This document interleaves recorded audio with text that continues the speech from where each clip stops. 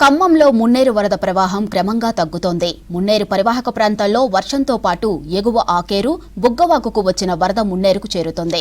నిన్న 15.8 అడుగులకు వరద నమోదవగా ఈరోజు 12.5 అడుగులకు చేరింది. ఖమ్మం నగరంలో వర్షం లేకపోయినా మున్నేరు పరివాహక ప్రాంతంలో రెడ్ అలర్ట్ జారీ చేశారు. ఇక మున్నేరు వరద మరోసారి పెరిగే అవకాశం ఉందంటున్నారు అధికారులు. ఎప్పటికప్పుడు పరిస్థితిని పర్యవేక్షిస్తూ ఎగువ ప్రాంతాల్లో కురుస్తున్న వర్షాల గురించి ఆరా తీస్తున్నారు అధికారులు.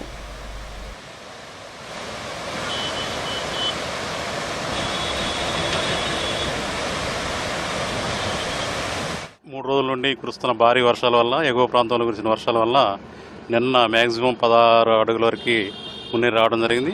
దాని తర్వాత వర్షాలు తగ్గుముఖం పట్టడంతో 12.5కి ఈరోజు మార్నింగ్ వరకు ఇప్పటి వరకు 12.5కి వచ్చింది.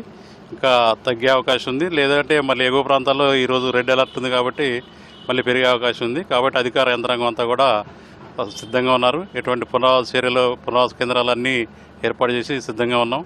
ప్రజలను కూడా అప్రమత్తం చేసినాం. వాళ్ళు కూడా ఎటువంటి వరద ముప్పు వచ్చినా వెంటనే ఖాళీ చేయడానికి సిద్ధంగా ఉన్నారు. ప్రస్తుతానికి ఎటువంటి ముప్పు లేదు. అయినా కూడా అందరం